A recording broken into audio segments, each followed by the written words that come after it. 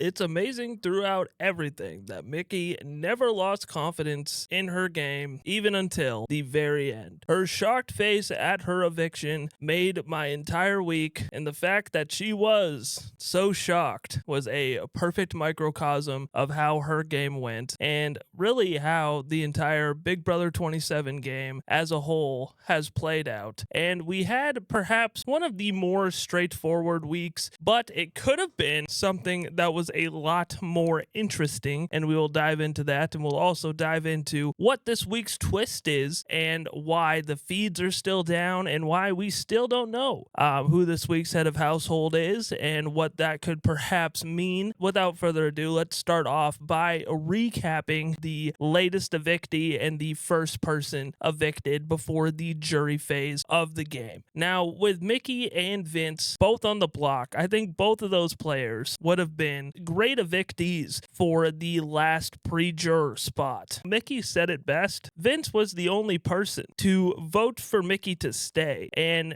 I've listened to people talk about it. I've seen takes on the internet, and people still do not know why Vince voted for Mickey to stay. He did swear on the Bible, of all things, that he would keep Mickey, but we've seen Vince's gameplay. We've seen that slime ball. He doesn't really care about that kind of thing, so it didn't really make a whole lot of sense why he voted to keep her, unless he's trying to frame it on somebody. And if he is trying to frame it on somebody, that somebody would likely be Kelly. And if he's trying to frame Kelly, Kelly's somebody who is a non-entity at this point, somebody who is already burned with a good majority of the house, somebody who has little to no win equity at the end of the day, so he probably didn't need to do that. I think there is a real good chance that Vince perhaps just misspoke and was riding a high after winning his blockbuster competition. I'm not sure why he did it, but I think that is the most likely reason why he voted Mickey to stay in the game. When Mickey learned about this information, she said that she was shocked, but then wasn't shocked because her and Vinny are so similar. Oh, you mean similar as in the two most disappointing players in the show? Two players that completely tanked their games, and two players that we have discussed all season long that should have been the most dominant in the house but didn't live up to that potential. That's how you guys are similar. She doesn't see that, but I thought that was funny because it is true. They are similar in that aspect. But like I said, she was shocked when the votes were read, and she actually, when she was talking to Julie, this was probably the best post-evictee interview so far this season. It was mostly because Mickey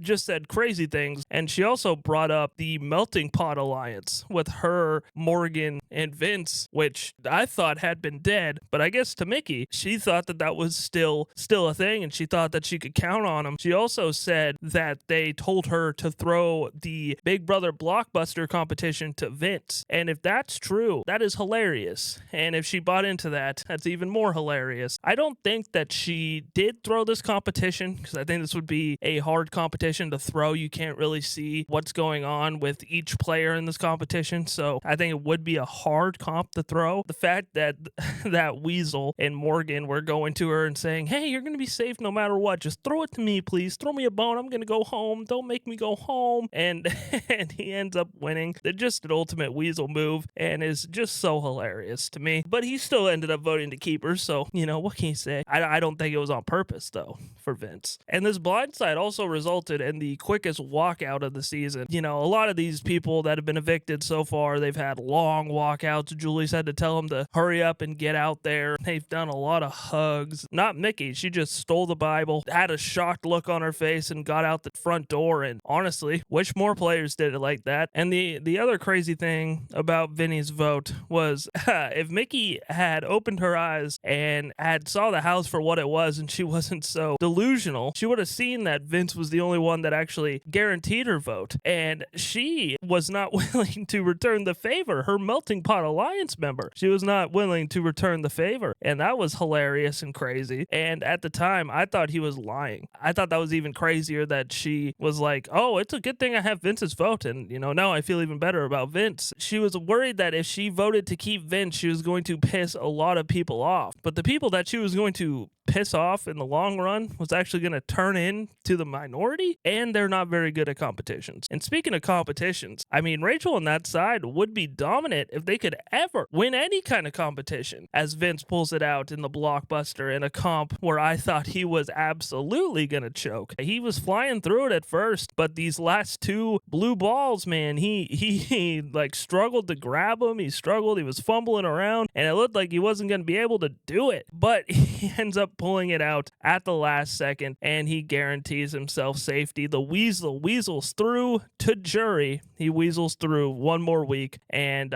he got to hug his Cheap Man's member Morgan for a very long time. You know, I mentioned that in the feeds, it is fun that they throw in those little edits of those long hugs. You know, it's a little cheeky thing that they're hinting at this Cheap Man's. They talked about it more on the Wednesday episode, and they showed Morgan rubbing Vince's arm to wake him up. This one, you know, obviously a live show. They didn't have to edit this one in. This was just a long hug that looked semi-romantic between the two of them, so didn't have to alter that one. They didn't have to make you look like anything. You did that one. Vince saving himself here was like the only time that this guy has ever clutched anything out for himself. I think this is going to be a turning point for him, and I think that's going to be a turning point for a good chunk of people on his side, and especially his Cheat Man's member Morgan, who I think is in a exceptional position right now after not being in a great position at all for weeks and weeks and weeks. I think Morgan's position really improves now with Vince staying in the house. And just a couple of funny, hypocritical things that I just really had to point out from this week. Seeing Vince whine about Keanu putting him up this week was hilarious,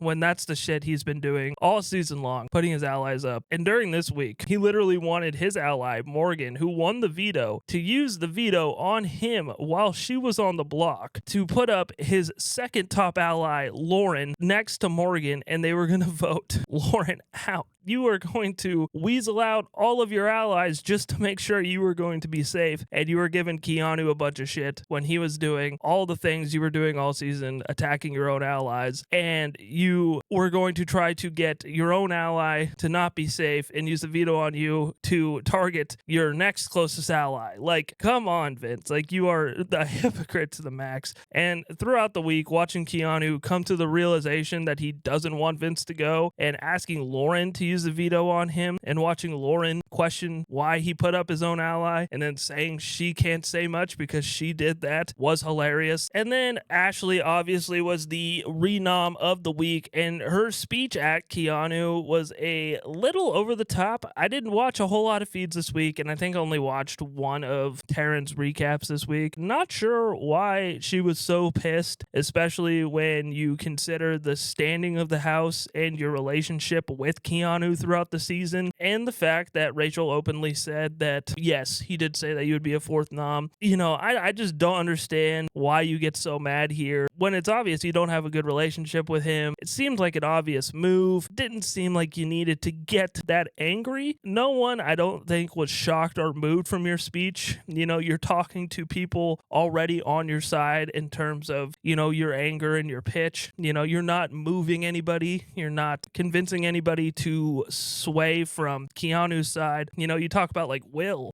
during the episode said that Rachel and Ashley were trying to bait Keanu. So Will and even like Ava, who are two people that are kind of like, you know, like this is kind of over the top. This is not the best look, and I don't really enjoy this. And Ava's name got brought into it. Two people that, again, weren't moved, weren't convinced from your speech. And Rachel being able to consistently escape week after week for no particular reason at all is mind-blowing. I mean, she wasn't put up for Keanu's HOH. She wasn't put up for Vince's HOH. She's gonna be in the jury. It's crazy how she's been able to survive all these weeks. And I don't think that she, in a regular season, would have been able to survive all these weeks. Because I think if somebody else was in Vince's shoes, I think they put Rachel up. And I think if somebody was in Keanu's shoes, they would see that Rachel is not that loyal to you, and they would have put Rachel up. The fact that Rachel has been able to constantly escape and escape and escape has been very impressive. But I don't know how much longer that is going to be, especially now that Vince stayed in the game. Now let's talk about this White Lotus. Lotus. I'm just going to call it White Lotus. I don't want to even try to pronounce how it actually is, and what that could mean. I'm assuming, since the feeds still haven't came back, that it probably will be a split house or something like that, where somebody lives outside and some lives outside, some live inside. Or, here is my other thing. I think that somebody has already gone home, and I think it was the result of this twist. Somebody won a competition competition and they put up like 3 players for banishment or something, and then they lost a competition, which unfortunately would be, one of the bigger twist screw moments, I would say. But that's just something I can see because it's like the feeds still haven't come back up. So what else could it possibly be? I think when we tune into Tuesday, I think somebody's going to end up going home. Will it be from a vote? Probably not. It'll probably be from a competition or something crazy like that. So, I don't really know where this twist is going to go this week, and it makes it hard for me to rank these players, especially because I don't know who won the head of household. I don't know where the power is, and I don't know what this twist is going to be. That is kind of on Big Brother production. I thought the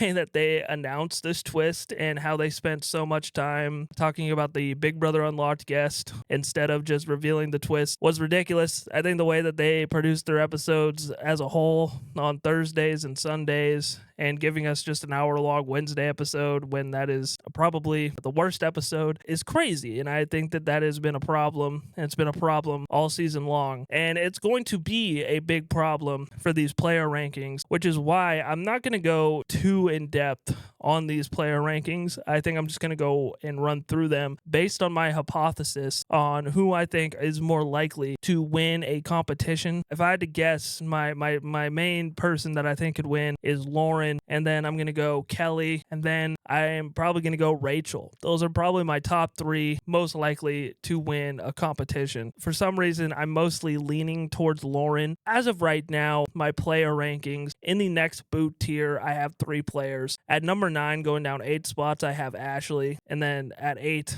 going down 6 spots, I have Rachel, and at 7, going down 3 spots, I have Ava. I do think that this is the week that side kind of starts to face some pressure, because I think that the Vince, Morgan, Keanu, Kelly side is going to start winning these competitions, and I think they're running out of allies to target, and they are going to be forced to target that other side. Unless it's Vince who wins head of household, I do think that is going to be the 3. And if Vince wins head of household, it could easily be flipped, and I think Keanu could be the target, and that would make for a very sloppy week. But the reason I have Ava up here and not Will is because I think Ava is going to dive on the sword for Will and say, just put me up. I don't even want to be here. Ava Pearl can just win a competition, and Ava Pearl will survive the block, so just put me up. So, she doesn't care about the game, and I think she would fall on the sword for Will. And then in the doubtful winners at 6 and 5, I have Kelly and Keanu. They are on the more strong side right now, but their win equity is still very, very slim. Gonna need a lot of help at 4 and 3. I have Vince, and then I have Lauren. I do feel a Lauren head of household coming on, and that's gonna be good for that side, because even though she is passive, I do think she is likely to put up Ashley, Rachel, Ava. Vince,